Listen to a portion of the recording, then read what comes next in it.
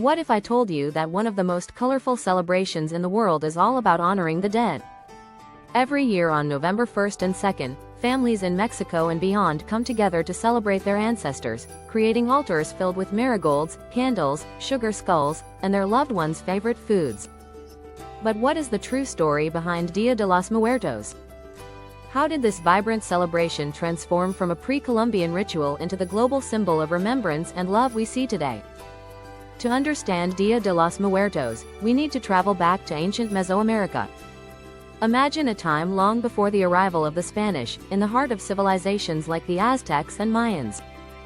For them, death wasn't an end, but a continuation of the journey. They believed that souls of the deceased traveled to Mictlan, the land of the dead, and were guided by the gods. The Aztecs specifically honored Mictecacihuatl, the goddess of death, who was said to oversee the souls of the deceased during their journey. These early peoples didn't fear death, they embraced it as a part of the cycle of life. Each year, families would set aside time to honor their ancestors with offerings and rituals to guide them back for a brief reunion. Imagine families lighting candles, creating beautiful altars, and offering food and drinks, all to welcome back the souls of the departed. But when the Spanish arrived in the 16th century, everything changed. The Spaniards, with their Catholic beliefs, brought new ideas about death and the afterlife. But rather than stamping out indigenous traditions, something remarkable happened. These beliefs fused together, creating the vibrant celebration we know today. Dia de los Muertos is a perfect example of cultural syncretism, where two cultures come together and form something new.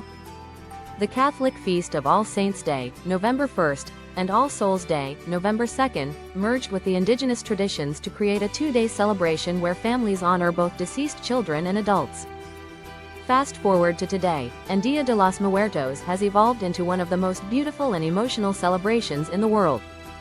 Imagine walking through a market in Mexico during the first days of November.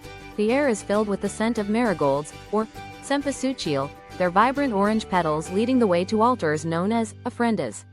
These altars are adorned with offerings, including photos of the departed, candles, incense, and the deceased's favorite foods, like tamales, pan de muerto, a sweet bread, and sugar skulls.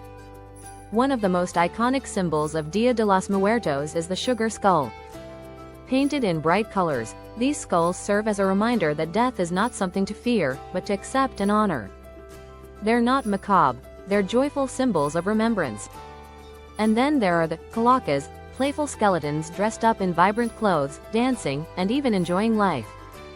It's a tradition that symbolizes the balance between life and death, reminding us that death is not an end, but a continuation of the cycle. But Dia de los Muertos is much more than a celebration of the deceased.